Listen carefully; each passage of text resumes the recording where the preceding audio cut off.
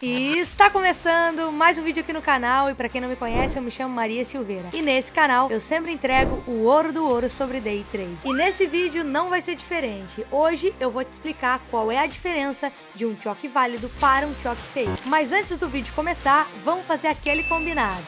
Antes de absorver todo o conteúdo que eu vou entregar por aqui, primeiro você precisa ser inscrito nesse canal. E depois, deixa o like aqui embaixo.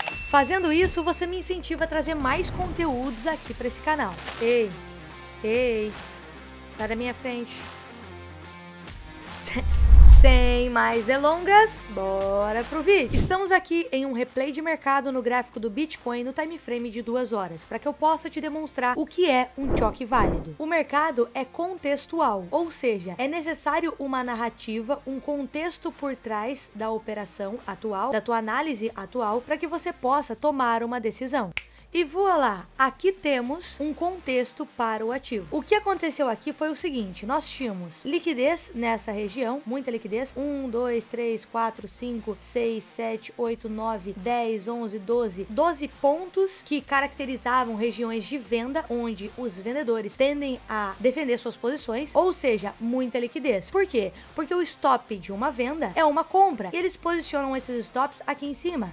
Visto que os stops de vendidos estão aqui em cima e são compras fazem contraparte para market maker entrar vendido com milhões de dólares. Além disso, acima dessa região de liquidez, nós tínhamos aqui um bloco de ordem gigantesco, que é esse retângulo cinza aqui em cima, lá do time frame semanal. E geralmente, um bloco de ordem, independente do time frame em que ele se encontra, ele é mitigado em pelo menos 50% do bloco. E se você for observar, foi isso que aconteceu aqui no Bitcoin. Ativo buscou a captura da liquidez dos vendidos e também 50% do bloco de ordem. Além disso tudo, aqui dando um zoom para esse momento atual, nós tínhamos aqui Bitcoin gerando muita liquidez muito próximo dessa região de 50% do bloco. Ou seja, quase chegou em 50, caiu. Quase chegou em 50, caiu. Quase chegou em 50, caiu. Mas, quando nós temos toques repetitivos na mesma região, gera muita liquidez. Então, o ativo, de uma vez por todas, capturou toda essa liquidez dos vendidos, cravou na região de 50% do bloco, e aí sim, nós poderíamos estar especulando um choque para finalmente entrar vendido. Então, sim, nesse cenário aqui do Bitcoin, faria muito sentido esse topo dar origem a um fundo que quebrasse o fundo anterior, formando aí o nosso choque. E dessa vez, o choque seria super válido. Por quê? Porque ele capturou uma liquidez, capturou também o PDH, que é o nosso Previous Day High, é a máxima do dia anterior, dando mais contexto a essa força vendedora, e também cravou em um ponto de interesse. Então tinha sentido o ativo começar a cair a partir desse ponto. Vamos ver se o ativo fez ou não um choque. Olha só, solta o preço.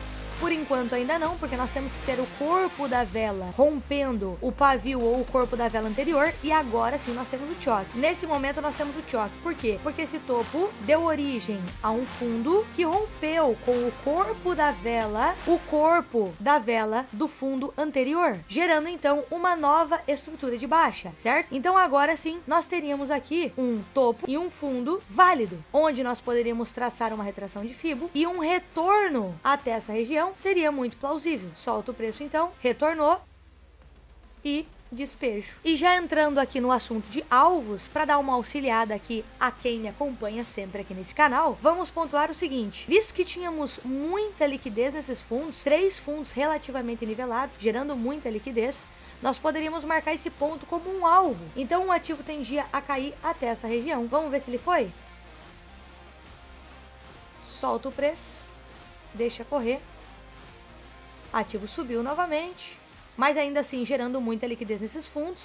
Isso aqui, logicamente, está em um time frame muito grande, né? 2 horas. É mais um swing trade do que um day trade. Isso aqui demorou dias, semanas para acontecer. E voilá. Aqui nós tivemos o ativo cravando literalmente no alvo principal. E se você for observar também, nós tínhamos uma distribuição de Wyckoff. Mas a distribuição de Wyckoff é tema para outro vídeo. Ainda no Bitcoin e no time frame de 2 horas, vamos agora entender como funciona um choque fake. Lembrando que esses exemplos podem ser replicados em qualquer modalidade, seja B3, Forex ou até criptomoedas, como no exemplo. Nós temos choque válidos e choques fakes a qualquer momento. Basta você saber identificá-los e diferenciá-los. Nesse exemplo aqui, nós temos, ao invés deste fundo aqui ter rompido corrigido o fundo anterior, bem pelo contrário, ele nivelou o fundo com o fundo anterior, formando então uma região de liquidez. Além de gerar liquidez, o ativo também não cravou em nenhuma região de interesse lá de trás, diferente do choque válido, que ele tinha capturado uma liquidez, duas inclusive, e ainda cravado em 50% de um bloco de ordem lá do semanal. Então tinha muita relevância o ativo começar a cair a partir daquele momento. Agora aqui não faz sentido esse choque, suposto choque, né? Porque esse fundo originou um topo sem lógica alguma, apenas um movimento de alta para capturar, no caso, essa liquidez aqui da ponta superior, onde nós tínhamos 1, 2, 3,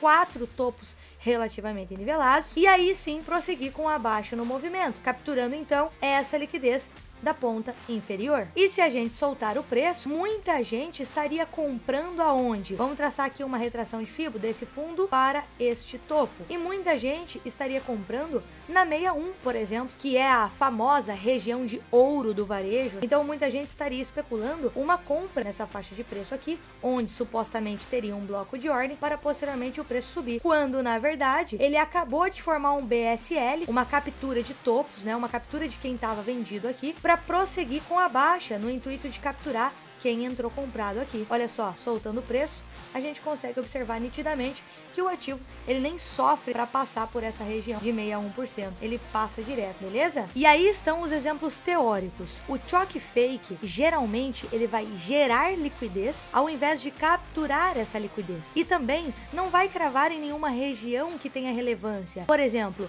um FVG, que são Fair Value Gaps, imbalances, né? São vácuos no movimento que tendem a ser equilibrados. Order Blocks, Breaker Block, Mitigation Block, qualquer um dos 7 tipos de blocos de ordem, são pontos relevantes no gráfico. Esse aí é o choque fake, é o que não crava em região de interesse, é o que faz um choque no meio do nada, justamente para pegar o varejo e gera liquidez. Agora, o choque válido, ele na maioria das vezes vai capturar uma liquidez, e eu não tô dizendo que tem que capturar, por exemplo, uma resistência ou um topo duplo, não, ele pode simplesmente capturar um único topo ou um único fundo, formando aí o que chamamos de Break of Structure, um BOS, tá? Uma quebra de estrutura de continuidade. E aí, após formar essa quebra de estrutura de continuidade, essa nova estrutura, ela tem que ter cravado em uma região de interesse, FVG, Order Block, tudo isso que eu já comentei com vocês. E esse topo que cravou nessa região de interesse tem que originar um fundo que quebre o fundo anterior. E pega a dica, para você confirmar o rompimento, basta você colocar no gráfico de linha. Se no gráfico de linha houve um rompimento, é porque o fechamento da vela fechou abaixo daquele fundo que você precisa que fosse rompido. E aí sim nós teremos um choque válido. E aí, gostou desse vídeo? Se esse vídeo te ajudou de alguma maneira, deixa um comentário aqui embaixo para me incentivar a trazer mais vídeos aqui no canal, e também não esquece de deixar o like, porque isso é muito importante. Dessa maneira, o YouTube entrega nosso vídeo a mais pessoas e a nossa família aqui no perfil cresce ainda mais.